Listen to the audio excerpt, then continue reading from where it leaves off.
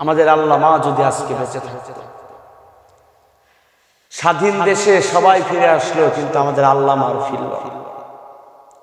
জালেমরা তাকে হত্যা করল। কি কষ্ট! কেমন করে আমাদের বুকের কষ্ট আপনাদেরকে বুঝাবো? যে আল্লামা বিশ্বনন্দিত মুফাসসির, যিনি বিশ্বের 50টির অধিক দেশে কোরআনের তাফসীর করেছেন, তাকে রাজাকার সাজিয়ে, ধর্ষক সাজিয়ে, চাঁদাবাজ সাজিয়ে, দেলোয়ার হোসেন সাইদিকে দেলু শিকদার সাজিয়ে আজকে যারা কারাগারের থেকে বের করে হাসপাতালে নিয়ে চিকিৎসার নাটকে যাকে ইনজেকশন পুশ করে বিষের মাধ্যমে মেরে ফেলেছে, এই কষ্ট আমরা দেখাতে পারবো না। আল্লামা দেলোয়ার হোসেন সাইদি সাহেব, আল্লামা দেলোয়ার হোসেন সাইদি সাহেব এ জাতির একনিষ্ঠ একজন কোরআনের কর্মী ছিলেন। আজকাল কোরআনের কর্মীদের তো অভাব নাই। আজকাল কোরআনের কর্মীরা তার নাম বিক্রি করে খায়।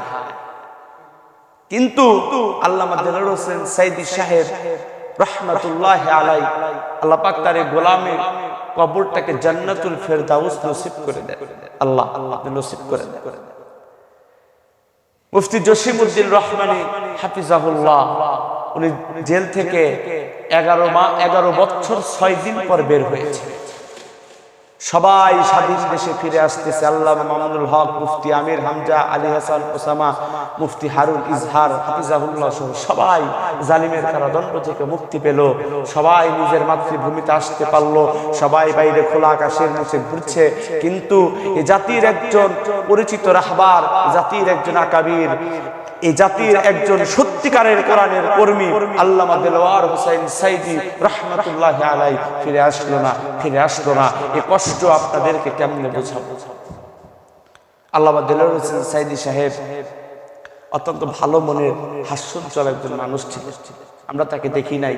মনে বড় আশা ছিল একদিন কোরআনের ময়দানে যাব, আল্লামা দেলোয়ার হোসেন সাইদি সাহেব কোরআনের কথাগুলি বলবেন, আর আমরা মাটিতে বসে থেকে সেই কোরআনের কথাগুলি শুনবো। তার জবান থেকে আমরা কোরআনের হক কথাগুলি শুনবো। জেলের ভিতরে তার কাটানো দুর্বিষহ রাতের বর্ণনাগুলি আমরা শুনবো। সেখান থেকে আমরা শিক্ষা নেব।